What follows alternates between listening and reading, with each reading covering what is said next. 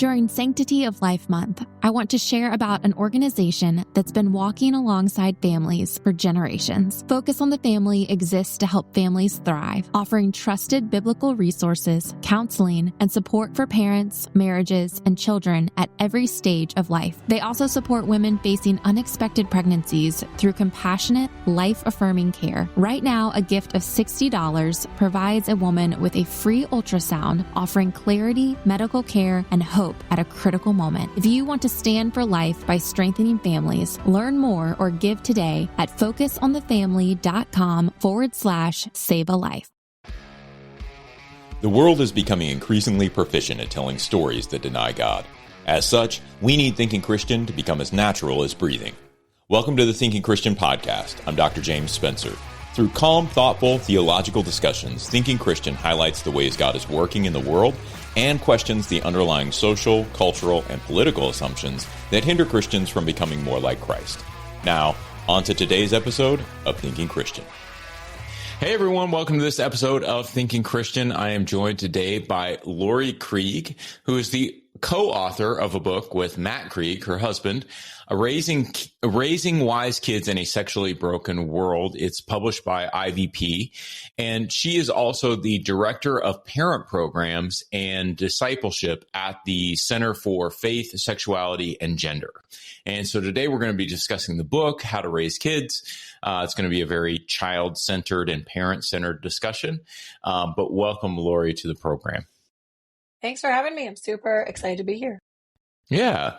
So, I think just, as a first question, just kind of dive into this. What prompted your interest in this book? Obviously, you work in this field as well, but what are you seeing in the culture? What are you seeing in the church that you feel like really gave you a passion to write this book? So I've been in this field professionally, ministerially for the last 11 years. It'll be 12 in February. And our oldest daughter is 11 years old. So as long as I've been out teaching and equipping at the intersection of faith and sexuality, I've been filtering it through my mom brain and asking myself specifically, do we have to do it the same way that we've always done this? and the way that I was seeing is we've been very reactionary when it comes to engaging conversations around faith, sexuality, and gender. So 10, 12 years ago when I was starting out, it was pastors being like, oh my gosh, there's same-sex marriage passed 2015. How do we address this theologically? Our hair's on fire. What do we do? Or it's parents. Oh my gosh, my kids just came out. Or oh my word, my kid is addicted to porn. Or oh my word, my kid wants to transition. And so I just was asking, like, does it have to be so hair on fire? Whether our kids, experience same-sex attractions or wrestle with their gender, or wrestle with pornography, like, can we lay anything foundationally? Ages 0 to 12, or does it all have to come at them as soon as they're 13? And what I'm finding is there's a lot we can do before. It's interesting. I mean, I mentioned to you before we started recording that I have a 20-year-old and then two 16-year-olds. We had twins. Mm-hmm. I will say their experience with dating is very different than mine was when I was a kid. I don't know whether you had that same experience, but I mean, I had a girlfriend or a date, right? I'm using air quotes for the benefit of the audio only audience. From, 5th grade all the way through high school. I married my high school sweetheart. And so when I watch my kids deal with dating and relationships, it's extremely different than it used to be. How does that factor into some of this? I mean, I think you can't understate the effect, or you can't overstate the effect of technology on kids' relationships, period. Yeah. So whereas before, you've had when you're growing up, in order to date who would be your wife, you had to ask her out. You had to have conversations. You had to be embodied in order to establish relationships and move it forward. And now we've totally separated so much of life from the relationship and the embodied experience, it has a fragmenting effect on our minds, on our bodies, on our ability to communicate. And it's leaving an internal void inside of us. And then we just start trying to chase connection, but it's like we're chasing more fragments to feel that connection. So I think it absolutely plays into these conversations because we're just fragmented people trying to find pieces of relationships outside of the embodied experience. And that's not how we were created. I know not all of this relates to your book, but I was trying to sort of probe around the edges a little bit. So I've heard a lot about the effects of pornography, particularly internet pornography, on, social relationships of the next generation, because pornography is so available. And I would say even more than pornography, like things like scantily clad folks on Instagram or what have you, right? You're able to interact in these technological ways. How is that skewing the sexuality of the next generation? How do you think about that when you're raising a kid? I mean, I mentioned I have a 4-year-old, and so she's a little girl, 4-year-old. We have sort of plans to deal with her social media usage the same way we deal with our 16-year-old girls, which is, not for a very long time, right? Yeah. Like just stay off it for a really long time. Yeah. But is there more that we need to think about, more than we need to worry about with that? I mean, it's difficult. You say it's hard to underestimate the sociological sort of effects of this. So how should we be thinking about it as Christians? We need to think about how we're thinking about people. Like you just said, pornography. Yeah. But in our book, my husband, Matt, has this system. He talks about mindsets. He's like, it's not just about, okay, I consume porn, don't consume porn. It's, why do you approach humans as a consumer? Yeah. How can we teach and equip our kids' minds to view humans the way God views humans, which is through flourishing, through giving, through self-giving and love. So sure, there's scantily clad things online. There's garbage everywhere, and it's extra pervasive online. But how can we actually shape our kids' minds and hearts so that when they are online, because facts are they're gonna be unless I don't know how to avoid it. How can we teach them to not be consumers of humans, but to view them as image bearers of a beloved God to whom we can give? That starts not when they're 13, 14, 16, 18, and you give them Instagram. It's 0 to infinity. Is how can we view beloved image bearers the way God views us and how he calls us to view each other? Do you see, and I don't want to go too deep into the technological sort of spiral here, but one of the things when AI started coming out, one of the things I sort of sat down and did was I'm going to commit to a few things with artificial intelligence. One is, don't use AI generated images. I'll be honest, it's getting harder and harder not to bend on that one. AI generated images, even on things like Adobe stock, are becoming far more prevalent. It's hard to find images that are human created. And so that one I've found myself sort of saying, like, do I need to rethink that one? But the second one was never write anything that you're going to send to another human that you intend for human consumption with AI, right? Whether it's an email, a text, an article, an essay, anything like that. Like, don't ever do that. If you're going to be interacting with humans, even through, printed materials, actually be yourself. Like, don't have that mediating effect. And then I think the third was just, recognize that AI is only going to be good for certain things and that it can really get in the way of our human to human relationships, even when they're technologically mediated. And so as sort of a guideline, you sit back and say, okay, even if I could use this to communicate, even if I could use this to sort of be more efficient in the way that I develop relationships, I shouldn't do that.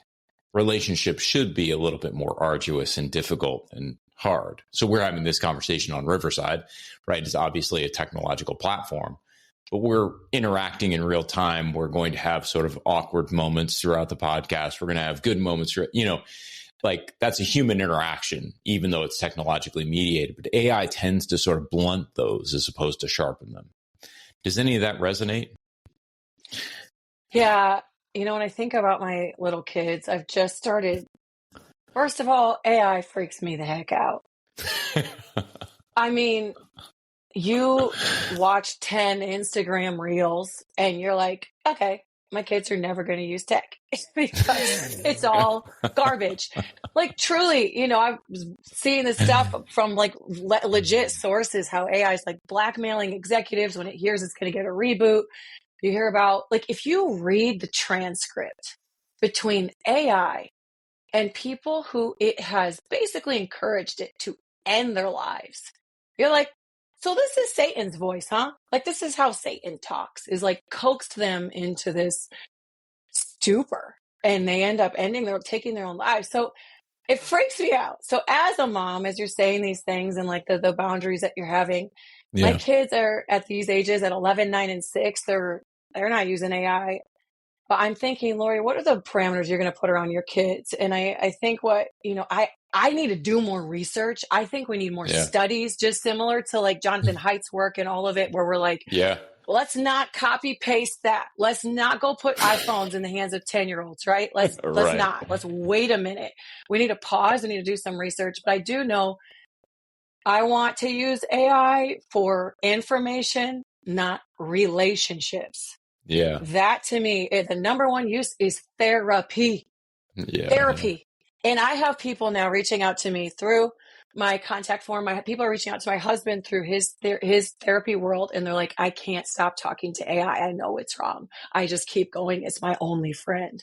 So that is one thing that I'm like, there is a very addictive and I feel like sinister nature to it. Now, don't put me on the records for that. I'm not going down on the books like it's all evil.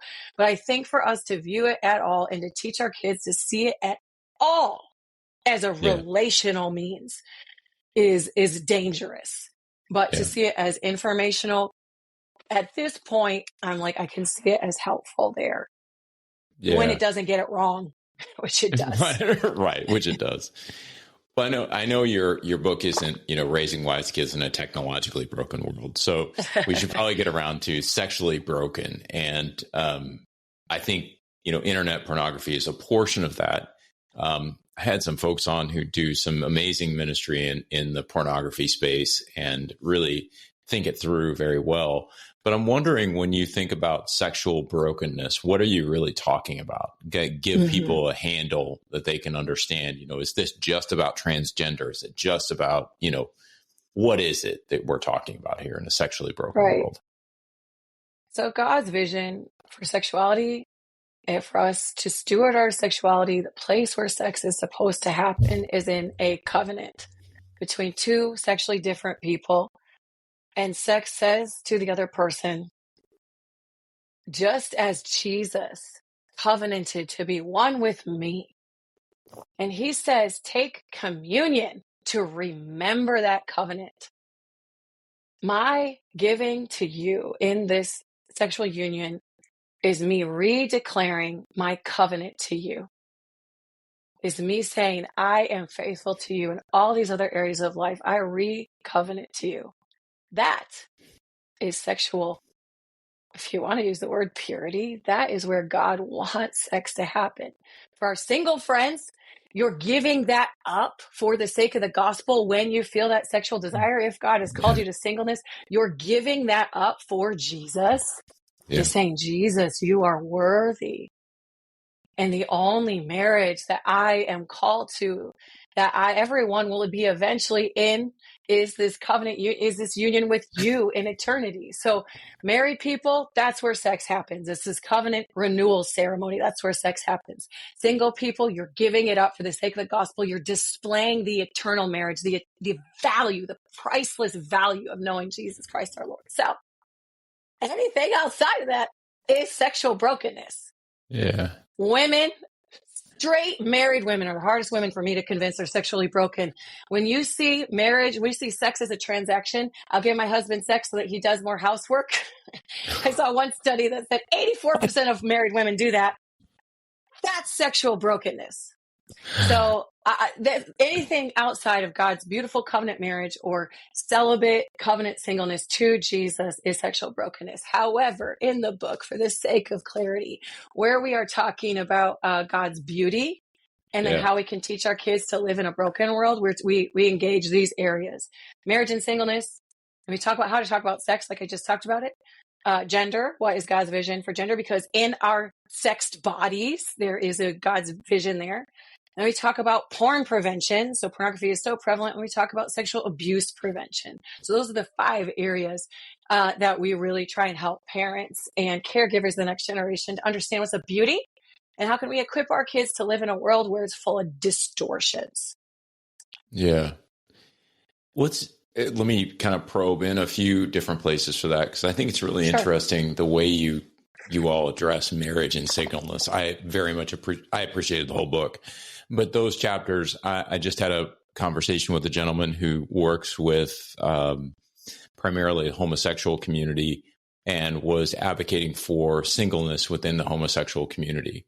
And part of his argument was that, the theology of marriage and the theology of singleness really do need to go together. There needs to be some sort of a fit there to understand, almost the way you articulated it, that you're either married to another person and this is a covenant relationship that now you're faithful to, or your covenant relationship is primarily with Christ. And now you're giving up something, the physical act of sex, in order to serve Christ more fully. And I'm not exactly sure those are the words I should be using, but I do think that there is something around marriage and singleness that we struggle with, because as parents model to their kids what this covenant is to look like, it's difficult to get behind that covenant, that covenant relationship, no matter how well you model it, to the choice that you made prior to entering into that covenant relationship. Does that make sense? It's like, how did I choose to become married versus choosing to remain single? What was my thought process? And for me personally, I would sit back and say, I'm not sure I gave it a ton of thought. Right. It was almost it's the default setting. It's like, I'm going to get married now. I'm happy I'm married. I'm happy I have kids. I'm like not regretting that decision at all.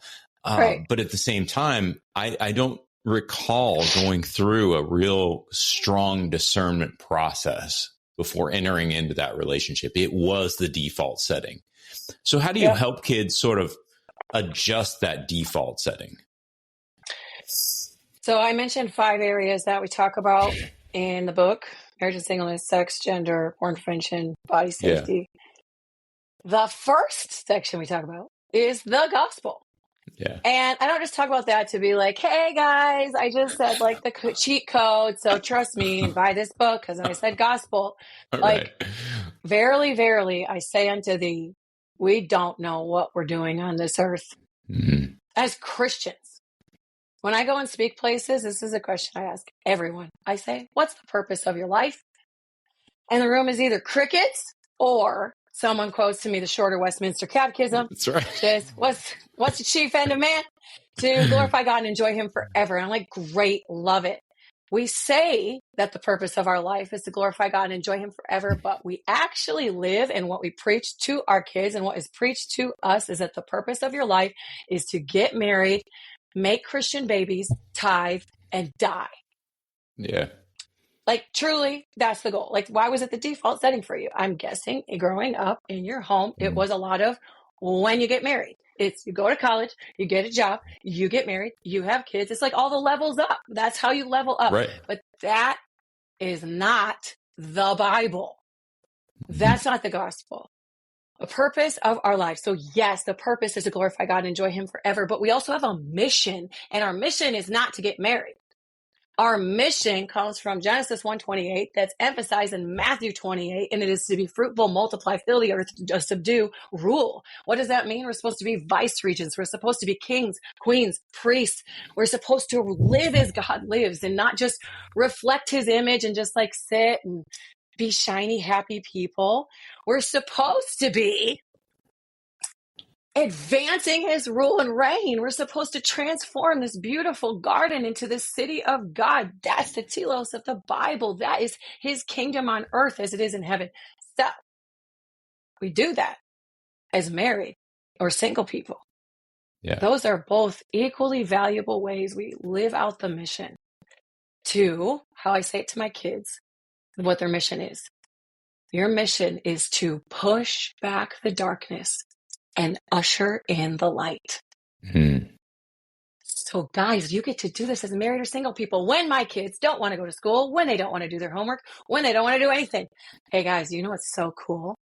I want to say in that moment, you need to get married so you can get a good job, and you need to go to school so you can get married and get a good job and get out. That's not the mission of God.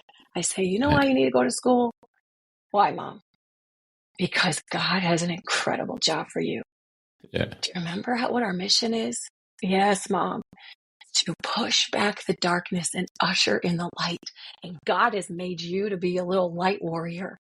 And when you go to school, you actually get to figure out how God has made you. He's given you specific gifts, specific ways to push back that darkness. So when you go to school, you're getting trained for what the beautiful calling God has on your life. I said nothing about marriage. I said everything about the kingdom of God. Why don't I say anything about marriage? Because why? I don't know what God has for my kids. I actually don't just give it lip service. I actually truly believe that marriage and singleness are equally valuable. What if God has called my kids to singleness? And I've been preaching when you get married, and that's the only way to live into the kingdom of God. I'm just going against God's will for them because of singleness. Or what if one of my kids experiences same-sex attractions? Yeah. And their entire life, I've been saying, when you get married. So when they're 18, 19, 20, or 13, Mom, I'm actually attracted to the same sex. You've been saying when you get married my whole life, so here's my same-sex spouse. I'm either going to be like, oh, my word, my life is over, their life is over. Or I could say, you know what, honey, some people experience attractions toward the same sex. His vision for marriage is this, between sexually different people. So it seems like perhaps God is calling you to surrender those to Jesus and get back on mission. Yeah. Your life is not over if you experience same-sex attraction. Your life is not over if God has called you to marriage. Your life is still on mission to advance the kingdom of God. So how do we not have our kids see marriage as the default? Is we actually got to believe it first. Yeah. We actually have to believe that the kingdom of God is our primary concern, and we have to see that as number one, and then we'll start preaching it in simple, age-appropriate language. As we recognize Sanctity of Life Month, I want to take a moment to highlight an organization that's been serving families with wisdom, compassion, and truth for decades. Focus on the Family is committed to helping families thrive through biblical teaching, counseling services, and practical resources for marriage, parenting, and faith formation. They believe every life is created with purpose, and that when families are supported and equipped, generations are impacted for good. That commitment also extends to women facing unexpected pregnancies, meeting them with care, dignity, and support when decisions feel overwhelming. Right now, a gift of $60 provides a woman with a free ultrasound, providing care, clarity, and compassion that can change the course of a life. If your heart is to stand for life and invest in strong, healthy families, I invite you to learn more or give today at focusonthefamily.com/save-a-life. Hey, this is Chris, one of the hosts of the Salvation Army's weekly podcast, Words of Life. Throughout this month, we're in a series with a panel of believers discussing how deep Bible study has impacted their walk with God. And beginning in February, we'll be launching a series discussing the power of the written word. And that's why we need everybody who's called to write to write. We need your perspective. No one prays like you. No one writes like you. Follow the Lord Jesus and bless his church and bless him by offering this gift. And I decided to try writing my prayers and then waiting and listening for any responses and writing those responses in another color pen. So now I can go back and see actual conversations I had with God and his words in response to me. And it's such a blessing. Listen to Words of Life on your favorite podcast store or visit wordsoflifepodcast.org. It's been I would say it's been an interesting journey for me to sort of come to this, right? So, I mean, I'm an Old Testament geek, but I do work in both Testaments. My background's in theology. And so I've studied those passages where Paul talks about singleness and pretty extensively. And you sort of sit back and you're like, this is a real viable option even today, despite the cultural scripts that we tend to accept. And so, but I will also say that there's a motivating factor for me, when I talk to my kids, and I'm a very sarcastic human being. And so when I talk to my kids, they know I'm a very sarcastic human being, but, telling my daughters they shouldn't date till after college, those kind of things. I know they know I'm joking, but there's an element of me that is also very serious with them when I talk to them about they don't need to get married. Yeah. Like there's an aspect of it that you just sit back and it's like, this is what was right for mom and I. This is the decision we made. This was a good decision for us. But at the end of the day, the Great Commission, unlike, and I would say sort of unlike the Old Testament, I tend to view it as a matter of emphasis. And I'll see if you agree with this. Old Testament, there is an emphasis on biological reproduction because there is largely a covenant with a nation that needs to biologically reproduce and then make disciples, is the way I would phrase it. They need to biologically reproduce and then make disciples. When you get to the New Testament, the emphasis is on, no, just make disciples. And when you biologically reproduce, or if you biologically reproduce, also make disciples. That's good. It's a shift in emphasis. It's not a drastic wrenching like, hey, you had to have kids over here and you don't have to have them over here. That's not the point. And so it's not that sort of, 90-degree sharp turn. It's a shift in emphasis. And so what I'm trying to say is, no, you always make disciples. No matter what you do, you're always making disciples. The question is whether those disciples are your own kids or whether they're just somebody else. Yes. Is that am I kind of scratching where, am I hitting on the right note here?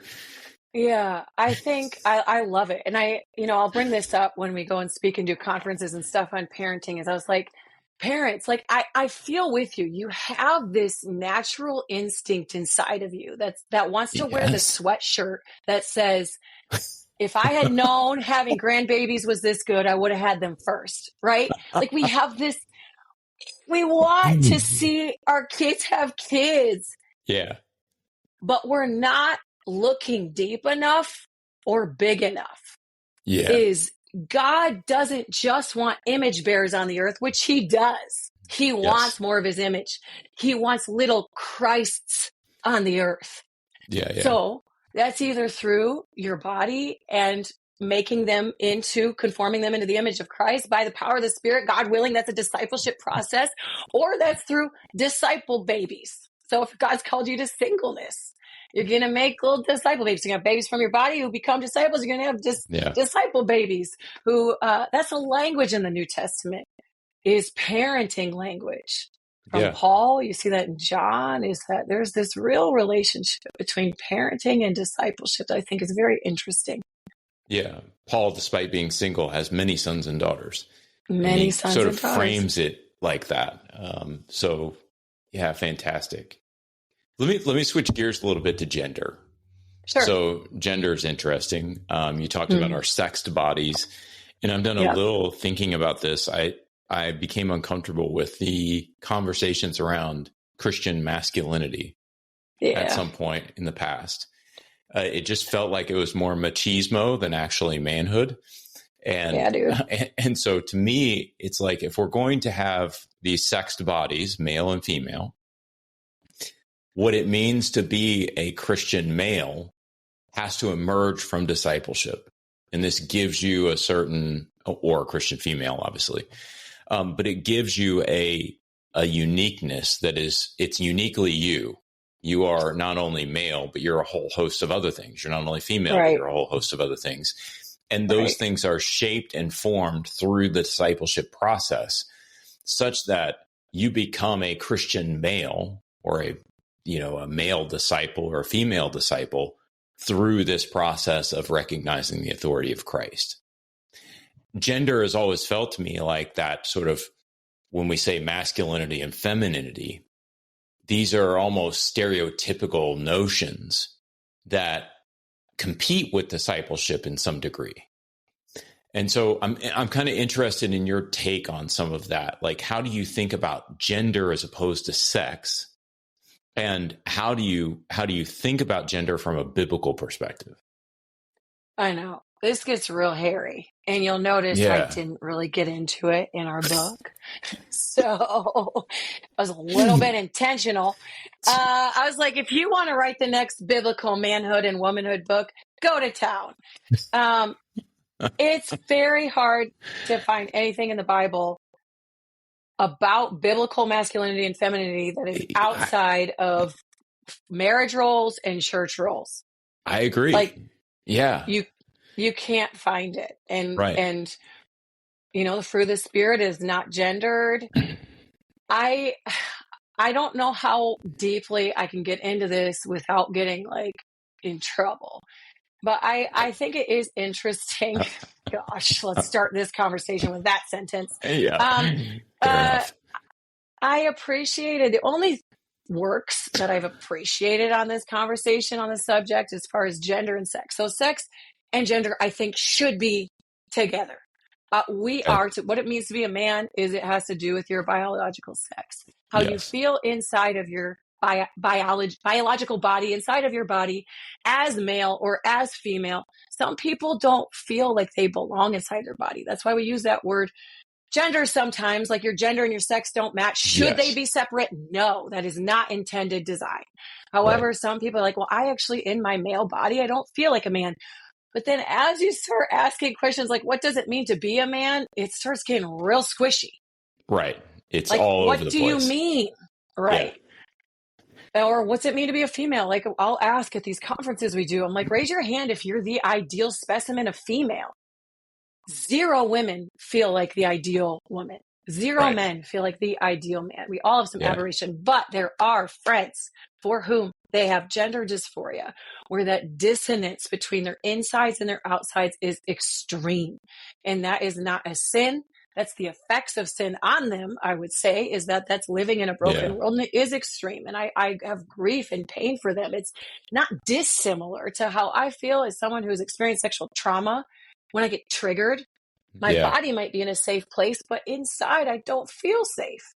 Yeah. Am I not safe? No. Should it be that way? No. Is that me sinning? No. That's the effects of sin on me. Is there's this dissonance. Yeah. So we need to have compassion and care and love and tenderness. But about gender, what's it mean to be a biblical man or woman? Oh my gosh, I hate it. But the only book that I have kind of relatively thought this is interesting is actually Laurie Krieg's book, Fully Alive. Have you ever heard of this? Yeah, I know Fully Alive. Did you read it? I did, yeah. So scholarship isn't great, but I think it'd be at least from what my friend, like Preston Sprinkle, he's like, I don't love it, but I do think it'd be interesting to say, okay, if there is anything to biblical manhood or womanhood, is there anything to our biology that speaks to what it means to be a man? Or is there anything to our biology about speaks to be a woman? It's interesting. It's at least a start of a conversation. Agreed. I think that's sort of, and I will say, I appreciate it from that perspective.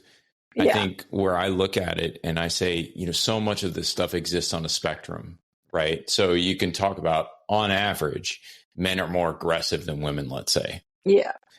But you can't say that that if a man is not aggressive, he's not masculine. Right. Exactly. And that's where all this sort of stuff starts to break down. And so it's a very difficult thing, I think, for us to conceive of this idea that there's a predominant male or predominant female set of characteristics, and then say that Christian men and women should conform to those. And I don't get it.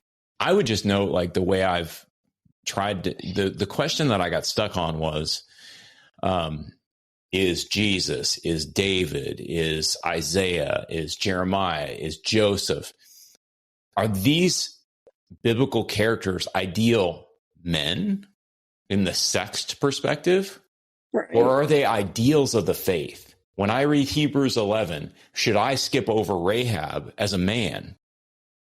Or should I be learning from her example? And those are the parts where I'm kind of sitting there like, I think we've just had this sort of masculinity, femininity conversation in a way wrong note. Yeah. I think there needs to be some sort of resetting of it. And we need to just sort of look back and go, look, if like what you're saying, if discipleship is at the root of all this stuff, why is it that we're adopting these misconceptions about what a man is, as if because I bench more than someone else, I'm more masculine? Or if I like camping, I'm more macho. Yeah, like, point to the verse that says that. Right. These things just don't work. And so it's a really interesting and difficult, I think, sort of point. But I love that your comment about, look, your gender and your sex should match. Yeah. And I think maybe, and see if you agree with this, would the next logical question be, then what is your gender? Sort of how are we understanding that? It should be your biological sex, should be your gender. Those should be aligned. Yeah. Now, do people struggle with that? Yes. Is it on a spectrum? Yeah, but it's like who's writing the extremes? It's like culture is saying what it means to be a man and a woman. Right. So I will say, when I walk with my friends who wrestle with their gender, they're grateful for the more like, okay, I'm supposed to look like Jesus, and I'm just going to love my version of female. Yeah. Even though if I'm a born biological female, if I'm thinking of my friend Kat, who wrestles with her gender, she's a biological female. And that was actually very helpful for her, was to think, actually reading Fully Alive was kind of helpful for her to be like, maybe there is something to my biology that makes me female, this open to receive and to nourish, as he says. But she was like, is there a way I can just love and embrace my version of female as God has made me? So I'm not trying to reject it. I'm not trying to say I'm male, but can I just live into, this is me. My gender is, I don't know. It's like when you start staring at it too long, it gets so, your eyes get crossed. It's like, okay, I'm going to accept my body. I don't always feel like the ideal woman or even like a woman, but God, I am choosing to accept this tension. Yeah. And honor you in this tension. And isn't that the Christian life? Basically, yeah. Free, new heavens, new earth. Like, God, I'm choosing to glorify you in this already not yet. I'm choosing to glorify you in the midst of whatever he has allowed us to suffer with. It's really interesting you say. I mean, when I look at the New Testament and I see the master-slave dynamics that are pointed there, and I know slavery isn't exactly the same as what we're used to in America and all that kind of good stuff, but there's no point in history that being a bondservant was actually the ideal position. But what is Paul talking about when he deals with these things? He's saying, just own it. You can minister, you can have a ministry, you can glorify God in this moment. You don't have to get out of this situation in order to glorify God and in order to be faithful. You can live as a bondservant and be faithful to Christ both at the same time, and you can do that in unique ways. And it seems like there's a lesson there for us when we're struggling with something like gender. When we sit back and say, there's this real deep tension. Maybe we're not in the ideal situation. Probably none of us are. No. But at the same time, there's that extra focus. And it just feels like there's, the way you described marriage, I think is so beautiful. It just feels like the way we could talk about gender is very similar. Even if you're experiencing that tension between sex and gender, there's a disconnect. It's like, well, you don't have to change that in order to glorify God. As we recognize Sanctity of Life Month, I want to take a moment to highlight an organization that's been serving families with wisdom, compassion, and truth for decades. Focus on the Family is committed to helping families thrive through biblical teaching, counseling services, and practical resources for marriage, parenting, and faith formation. They believe every life is created with purpose, and that when families are supported and equipped, generations are impacted for good. That commitment also extends to women facing unexpected pregnancies, meeting them with care, dignity, and support when decisions feel overwhelming. Right now, a gift of $60 provides a woman with a free ultrasound, providing care, clarity, and compassion that can change the course of a life. If your heart is to stand for life and invest in strong, healthy families, I invite you to learn more or give today at focusonthefamily.com/save a life. Hey, this is Chris, one of the hosts of the Salvation Army's weekly podcast, Words of Life. Throughout this month, we're in a series with a panel of believers discussing how deep Bible study has impacted their walk with God. And beginning in February, we'll be launching a series discussing the power of the written word. And that's why we need everybody who's called to write to write. We need your perspective. No one prays like you. No one writes like you. Follow the Lord Jesus and bless his church and bless him by offering this gift. And I decided to try writing my prayers and then waiting and listening for any responses and writing those responses in another color pen. So now I can go back and see actual conversations I had with God and his words in response to me. And it's such a blessing. Listen to Words of Life on your favorite podcast store or visit wordsoflifepodcast.org. Yes.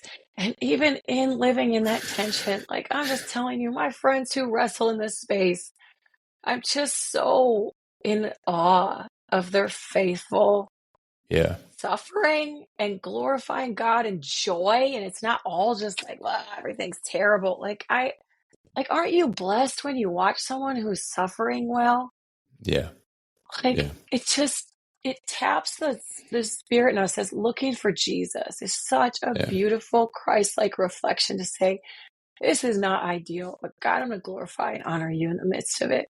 Yeah. It's pretty incredible.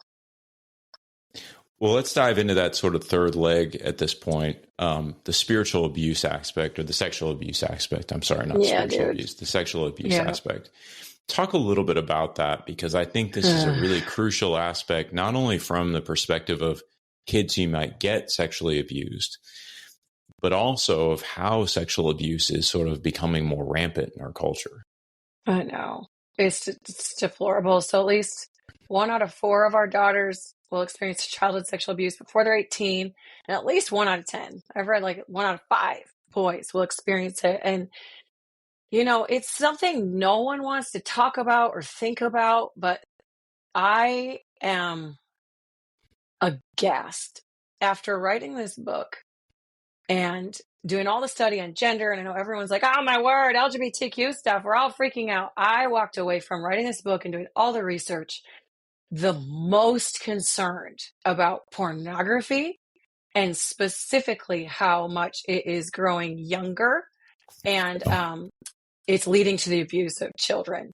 And this has only increased since COVID, and it's only increasing now with AI and live streamed abuse that's happening in third world countries. It's deplorable. It feels almost inevitable. Like our kids are going to get hurt. But I don't declare that over anyone, but it feels like it's just rampant. Yeah. And it is. Statistically, it is.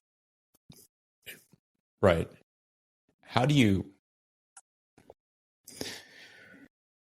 there's the inevitable question of how do you deal with someone who's been sexually abused? Right. But I think even more, maybe more crucial is how do we proactively address this as parents? Yeah. Such that we can help our kids avoid both. Maybe being sexually abused isn't avoidable. Right. Maybe we can help them avoid sexually abusing others. Yeah. I think pornography is a form of sexual abuse that we don't often recognize as such. And so how do we think this through with our kids? Yeah. So from a young age, the top way to prevent childhood sexual abuse is teach your kid biological body parts. That seems counterintuitive. You're like, what? What are you talking about? Teaching your kids not nicknames for private parts, but the names of them. I don't know if I want to get an E on your podcast, but thank you. Every body part that you could say. And it doesn't, if you don't know how to say it with confidence, just practice. And as you're washing your baby, you have a good elbow and a knee and good private parts. Say it out loud. Yeah. As they're getting older, to not be ashamed, to not laugh, to not make fun of them, but to honor them as special. We do not cover up private parts because they're bad. We cover them up because we honor them as special, because they're the only parts of their body that can produce Imago Dei life. Yeah. So we want to honor them. So, that's why we shut the door. So from a very young age, why does teaching about private parts, anatomical names, biological names for private parts? Because it teaches your kid that you're not ashamed of them. They don't need to hide them. They can talk about them. These are not things that we're scared of. Also teaches your kids, if someone's trying to prey on them, to groom them, to try and hurt them, which the majority of predation happens by someone our kids know, or an acquaintance, or someone at church, different daycares, but usually it's a relative or family friend or neighbor. There's a lot of peer-on-peer abuse as well at recess happening right now. It's increasing. But if your kids know private part names, that's going to signal to a potential groomer, who often use nicknames for private parts. It's going to signal to them that they have parents who are teaching them. They have involved parents. And then also, if your kid comes home and they're saying some strange names for their private parts, you're going to be like, what in the world? Why are they saying this? And so it's going to signal to you that maybe something's going on. Also, if God forbid something happens to our kids, if they have specific names for even different parts of their private parts, that is going to help police help them to say exactly what happened to them without it being like a nickname. So that's the number one way to prevent childhood sexual abuse. Also, having family rules. I give a list in the book, like start from very young. And I say it with joy. I don't say it with fear. I'm like, all right, we don't ask to see, don't ask to touch, don't show or play with other people's private parts or show anyone our own. We have family rules. When friends are over, we always keep doors open. I know, isn't mom super annoying? We just always keep doors open because a lot of things happen in play. I don't care if I'm the annoying mom. I am always going to be saying that with joy and consistency. We don't ask to see or touch or show our own private parts. We always keep doors open. We shut doors when we go to the bathroom. And this is just because we honor.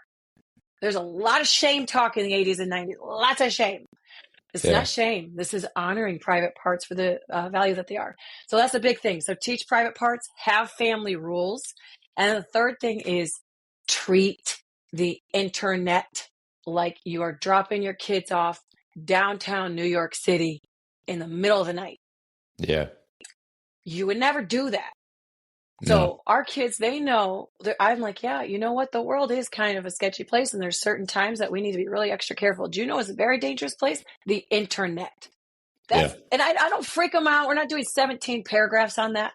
But in our home, the tone is we're sus of the internet.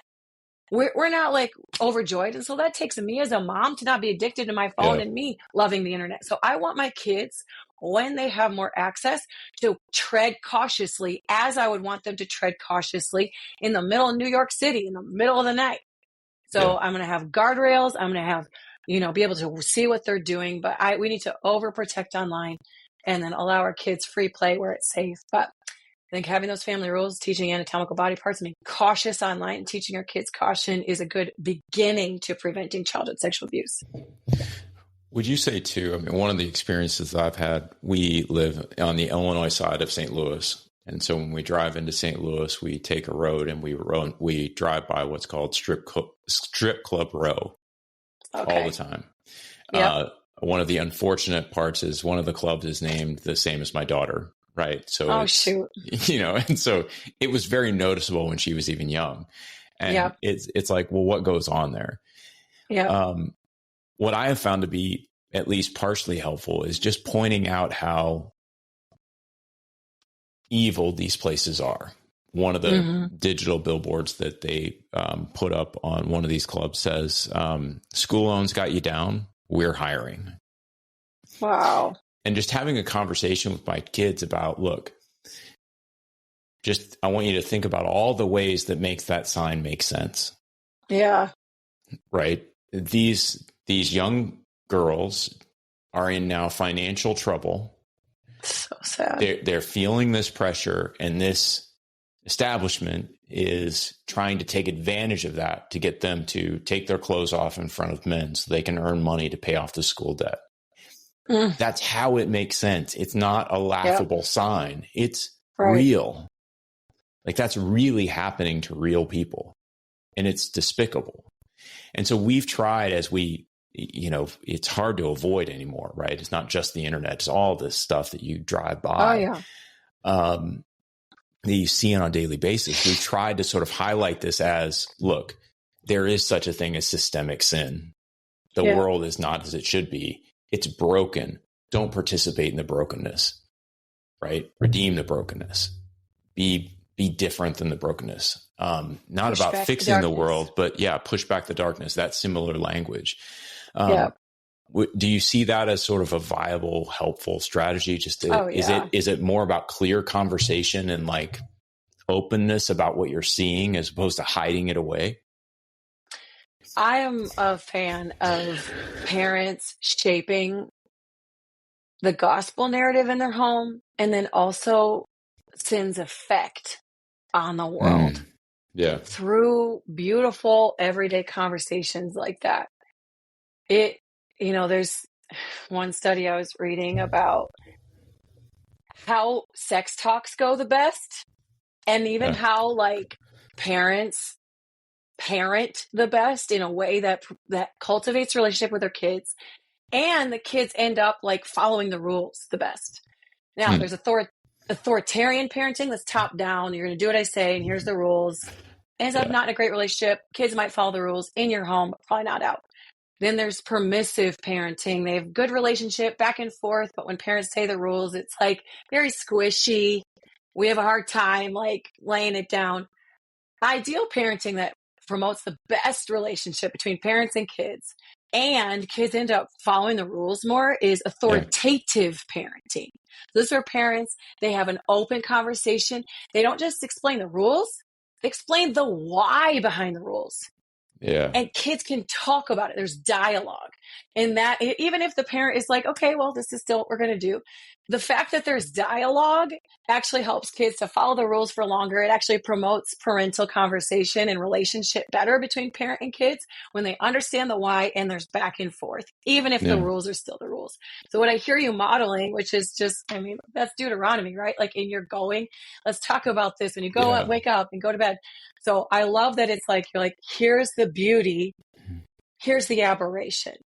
And what I would add and what I hear just naturally in what you're saying is a non-anxious presentation of the beauty of God's world and the distortions we see around us. Kids have mirror neurons. So they're going to pick up. If you're anxious, you're like, oh my gosh, we're going through strip row. I'm having a panic attack, even if you are. But for you to say the beauty, the why, to have these conversations and to be a non-anxious presence for your kids, you are modeling in so many ways. Like, guess what? We do live in a broken world. And this is how our family approaches it. We say a strong no, but here's why. Beautiful. Well, this is good. We're running close to time, so I want to kind of ask you a last question that I ask a lot of my guests, and that is just this. And I think if you could tailor it to kids, that would be fantastic. But what do you think the church needs to be doing today that it's not doing to really help kids grow into disciples of Jesus Christ? Yeah. If one legacy from this work that I'm doing is parents are preaching the true, beautiful gospel purpose of their lives to their kids and their home, and that the purpose is not marriage, although that's good, and that shows us a picture of eternal marriage. Marriage and singleness shows a picture of eternal marriage. Great. But if we actually make the first thing, that our calling, our purpose, our mission is to advance God's rule and reign until the kingdom of God is on earth as it is in heaven, to God's glory and our good. Like, oh my word. Like, how many LGBTQ people have I talked to that when they discovered their same-sex attractions, they thought their life was over because they thought their purpose was to get married and make Christian babies and tithe and die? What if that didn't happen anymore? What if when they found it, they're like, oh, great, this is my version of sexual brokenness. I can surrender to Jesus. That'd be amazing. Yeah. So if we can begin to move the needle to really remember Jesus, what is our true purpose? I think, we do some beautiful work to advance God's kingdom and maybe prevent some people saying goodbye to Jesus when really they didn't need to.